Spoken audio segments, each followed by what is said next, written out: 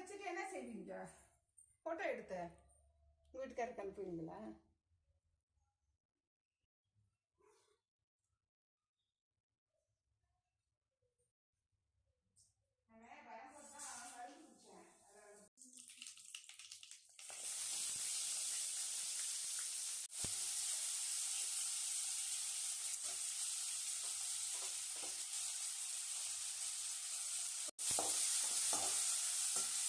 ஆமாம், பொரியல்லாம் உண்டு. என்ன பொரியல? அதான் கீரை.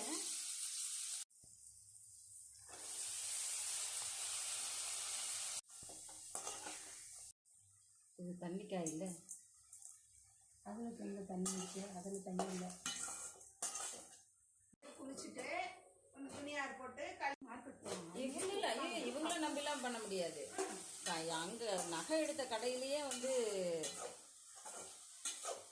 நகை எடுத்த கடையிலே குடும்பம் எல்லாத்தையும் கல்லெல்லாம் அடிச்செடுத்து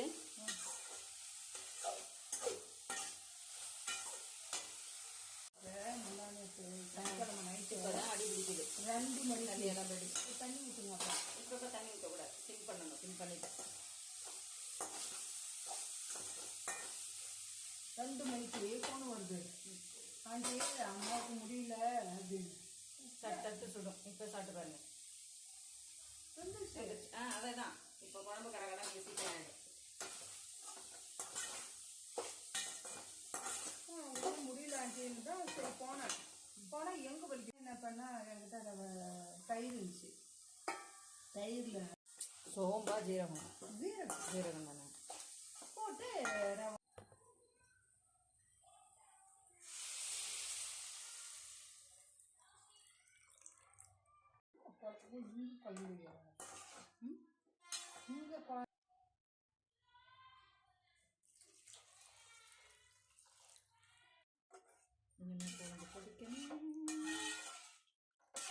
இன்னும் ஒரு 1/2 டப்பா தண்ணி ஊற்றணும். எல்லாம் எப்படி இருக்குன்னு பார்த்துட்டு. இல்லை வேண்டாம், தண்ணி அடிக்கணும். சுண்டிடும். தண்ணி இருக்காது குழம்புல.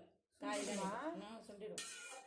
இன்னும் 1/2 டப்பா தண்ணி ஊற்றணும். என் கணக்குப்படி 1.25 லிட்டர் தண்ணி. 1.800 நான் எங்களுக்கு குழம்பு வைப்பேன். ஏன்னா மதியமும் நைட்டு தோசை.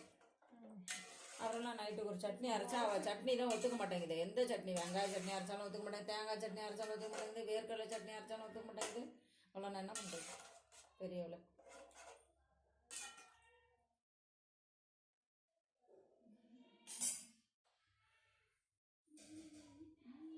ஒரு 1/4 டம்ளர் ஊற்று.